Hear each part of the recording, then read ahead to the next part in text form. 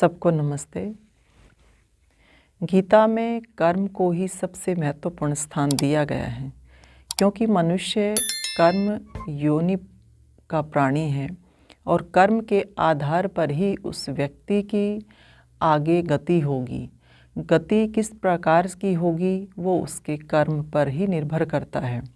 अब तक की जो चर्चा हुई है, योगेश्वर श्री कृष्ण ने अर्जुन को कि कर्म व्यक्ति को किस प्रकार से बांधता है या व्यक्ति कैसे विवश होकर कर्म की ओर अपने आप को अनायास ही मोड़ लेता है। कर्म की प्रवृत्ति व्यक्ति के जीवन को किस प्रकार से प्रभावित करती है, अभी वो सारी की सारी बातें रखी गई।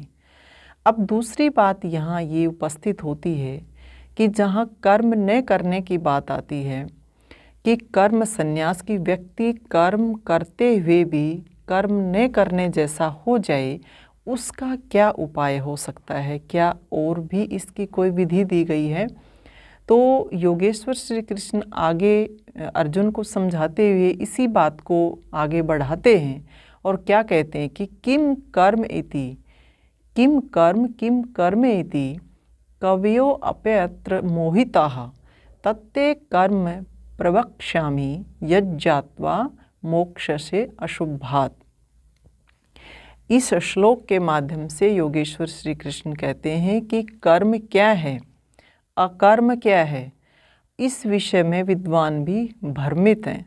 वो कहा कि ऐसे विषय को मैं तुम्हें बतलाऊंगा जिसको जानकर तुम पाप से छूट जाओगे।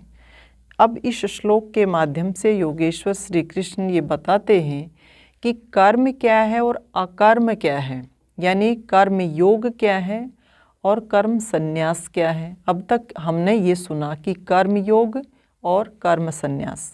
अब इस श्लोक में भी दो बातें आई हैं, कर्म क्या है और अकर्म क्या है। अब सीधा सीधा है, जो क्रिया की जाती है उसको कर्म कहा जाता है और जो क्रियाहीनता जहाँ पर है उसको हम अकर्म कहते हैं। तो यहाँ ये बात कही है कि कर्म और अकर्म, कि कर्म क्या अकर्म क्या। ये ऐसी पहेली है कि बड़े बड़े विद्वान लोग भी भ्रमित हो जाते हैं, उनको पता नहीं चलता कि कौन सा कर्म है और कौन सा अकर्म है। तो योगीराज अर्जुन को कह रहे हैं कि ये रहस्य मैं तुम्हें बतलाऊंगा और जिसको जानकर तुम पाप से छूट जाओगे, मुक्ति की ओर कदम बढ़ाओगे। अब यहाँ एक नई बात हो गई और यहाँ दो शब्द सुनाई दिए, एक कर्म और अकर्म, कि कर्म क्या है अकर्म क्या है। और अगले ही श्लोक में क्या कहा है, कर्मणो है अपि बोद्धव्यम बोद्धव्यम च विकर्मणः अकर्मणश्च बोद्धव्यम गहना कर्मणो गति ही।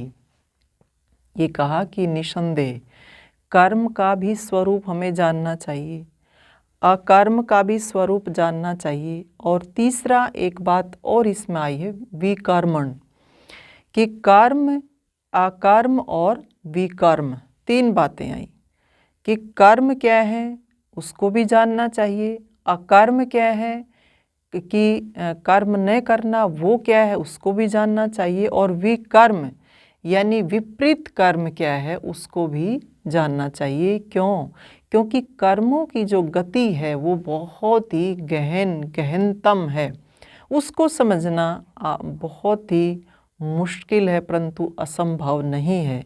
क्योंकि जब तक व्यक्ति को यही पता नहीं चलेगा कि मैं जो कर्म कर रहा हूँ ये कहीं विकर्म तो नहीं है, या वो जो कर्म कर रहा है वो अकर्म तो नहीं है, या वो भ्रमवश ये कहे कि मैं कोई कर्म नहीं कर रहा वो विकर्म तो नहीं हो गया है, या वो कर्म तो नहीं हो गया है।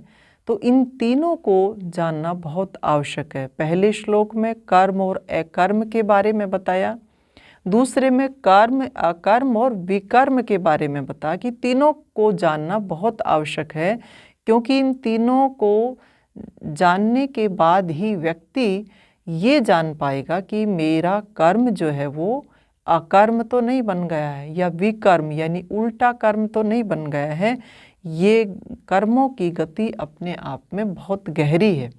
तो आगे श्लोक में क्या बताया कि कर्मण्य कर्म यह पश्येद कर्मणि च कर्म यह स बुद्धिमान मनुष्येषु स युक्तः कृत्सन कर्म कृत, कि जो व्यक्ति कर्म में अकर्म को देखता है और अकर्म में कर्म को देख लेता है वह मनुष्यों में बुद्धिमान है और वह सब कर्मों को करने वाला है।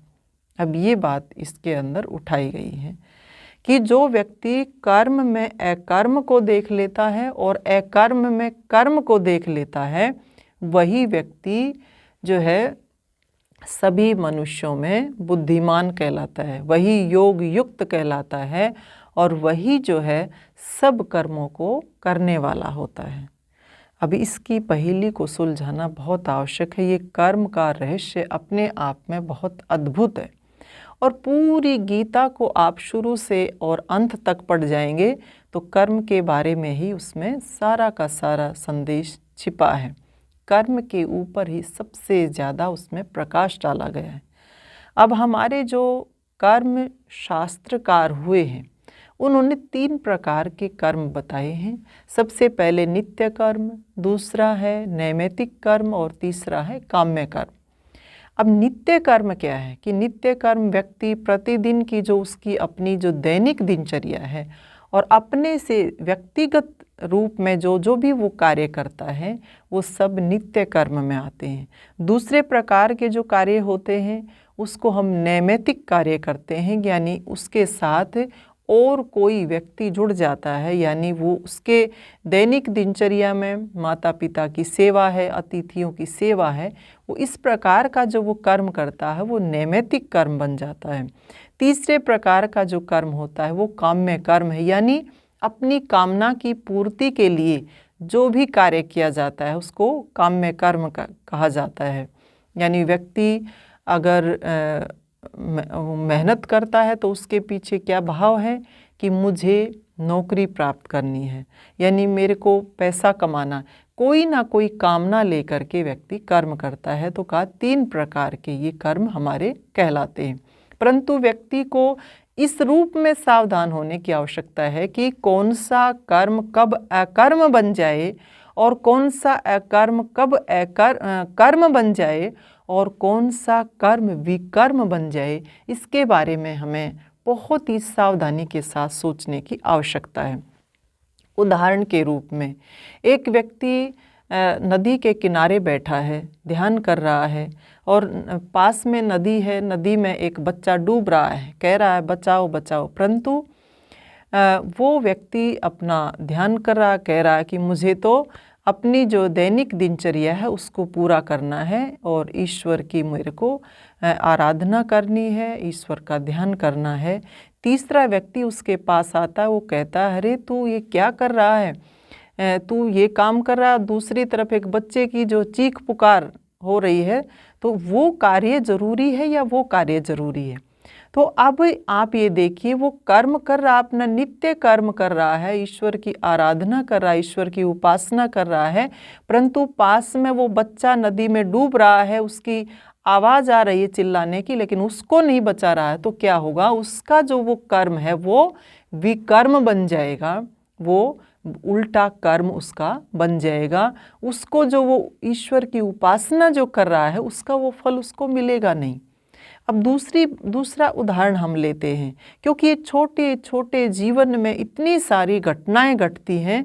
अगर व्यक्ति पूरी विवेक बुद्धि से इसके बारे में सोचता है तभी वो इन बातों को पकड़ सकता है कि कौन सा कर्म मेरा कर्म है या अकर्म बन गया है या वो विकर्म बन गया है।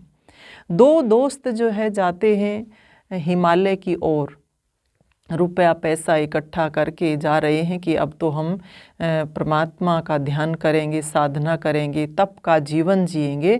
दोनों निकल पड़ते हैं यात्रा पर, परंतु क्या देखते हैं, दोनों की रास्ते में भूकंप आया हुआ है और जिस भी गांव से वो निकले हैं वह पूरी त्राही मची हुई है, त्राही मची हुई है और लोग बुरी तरह से जो है पीड़ित हो रहे हैं, बेघर हो रहे हैं, बच्चे बिलक बिलक करके रो रहे हैं। बहुत बच्चे ऐसे हैं जो अनाथ हो गए हैं, खाने के लिए उनके पास कुछ खाने के लिए भोजन नहीं है, रहने के लिए कोई जगह नहीं है। बहुत बुरी उनकी दयनीय दशा हो गई है। फिर एक व्यक्ति उस सारे दृश्य को देख करके और उसके मन में ये करुणा का भाव जगा कि मैं जो अपने पैसे इकट्ठे, अपना धन इकट्ठा करके लेके आया हूँ कि मैं वहाँ हिमालय पर जाऊँगा, ईश्वर की साधना करूँगा और वहीं रहूँगा, उसके लिए उसने जो पैसे इकट्ठे किए थे, उसको उसके मन में ये विचार आया कि क्यों ना यहाँ ये ऐसा जो एक ऐसी दुर्दशा इन लोगों की हो गई है, ऐसी जो आपातकाल की जो स्थिति पैदा हो गई है, क्यों ना मैं अपने इस धन को यहाँ पर लगाऊं, कुछ जो है बच्चों को सहारा मिलेगा, कुछ लोगों को खाने को मिलेगा, तो मैं इस पैसे को यहाँ लगाता हूँ। दूसरा व्यक्ति ये नहीं सोचता, वो कहता कि नहीं, मैं जिस उद्देश्य के लिए आया हूँ मैं उसी उद्देश्य के लिए जाऊँगा और इस धन को मैं वहीं पर वहन करूँगा। अब आप ये देखिए, खुद में ये आप महसूस करेंगे कि दोनों का जो कर्म है वो कौन से व्यक्ति का कर्म विकर्म बन जाएगा और कौन से व्यक्ति का जो कर्म है वो मुख्य रूप से कहलाएगा। अब दोनों एक ही लक्ष्य को लेकर के चले थे, परंतु उनकी जो परिस्थितियां थी, उन परिस्थितियों को सोचते हुए, उन परिस्थितियों में अपने आप को रखते हुए एक जो मित्र ने कैसा निर्णय लिया और दूसरे ने कैसा निर्णय लिया। तो सामने जो परिस्थिति है उसको देख करके जब हम चलेंगे तभी हम अपने उन कर्मों के प्रति जो है सावधानी के साथ आगे बढ़ सकते हैं। व्यक्ति का कर्म अकर्म भी बन जाता है।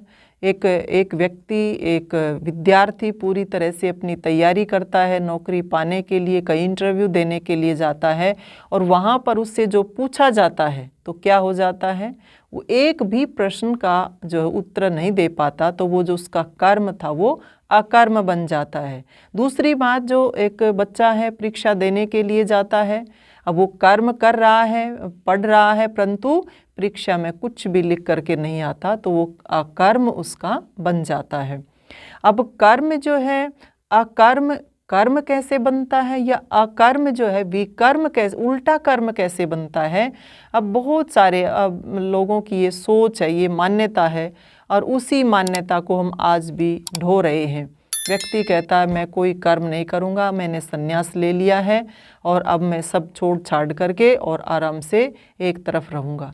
अब ये कर्म को छोड़ करके जो कार्य वो कर रहा था उस कार्य को छोड़ करके और वो निठल्ला बैठ जाता है, तो आप देखिए अंदर से कोई व्यक्ति अपने आप को साधता नहीं है।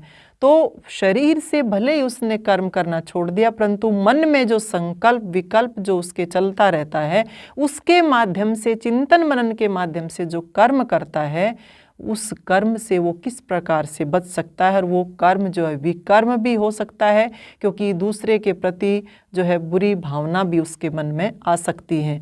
दूसरा, एक व्यक्ति निठल्ला पड़ा रहता है और उसको उसका जो कर्तव्य है उससे वो विमुख हो जाता है। और आप देखते हैं बहुत सारे युवा जो है निठल्ले बैठ करके, शराब पी करके, ताश खेल करके अपना सारा दिन व्यर्थ कर देते हैं, तो वो विकर्म कहलाता है, उल्टा विपरीत कर्म कहलाता है, जो सिद्धांत के विरुद्ध है, नियम के विरुद्ध कर्म है। तो ऐसी ये छोटी छोटी जो बारीकियां हैं हमारे जीवन की, कि हम किसको प्रधानता दें। अपने आप अनायास ही अंदर की आत्मा की आवाज़ हमें ये बता देगी कि कौन सा कर्म हमारे लिए मुख्य स्थान रखता है। तो वही बात आ जाती है कि जिसमें दूसरों का भला छिपा होता है, निष्कामता जिसके अंदर होती है, वही कर्म हमारे लिए मुख्य कहलाता है।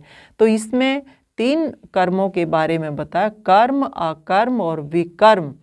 एक व्यक्ति वही बुद्धिमान कहलाता है, वही योग युक्त कहलाता है और वही सभी कर्मों को करने वाला कहलाता है, जो इन तीनों का भेद जानता है और इन तीनों के भेद को जानते हुए कर्म में अकर्म और कर्म में अकर्म में कर्म को देख लेता है, वही व्यक्ति व्यवहार कुशल कहलाता है, योग युक्त कहलाता है और उसी का जीवन सफल माना जाता है।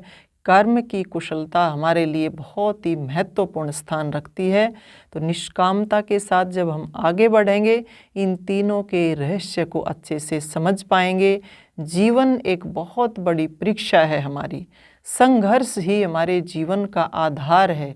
संघर्ष को साथ लेकर के चलें तो जीवन में जो आराम परस्ती है उसको जब हम त्यागते हुए और केवल हमारे सामने हमारा कर्तव्य रहेगा, तभी हमारी जो अंदर की स्थिति है वो मजबूत बनती है, आत्मिक बल बढ़ता है।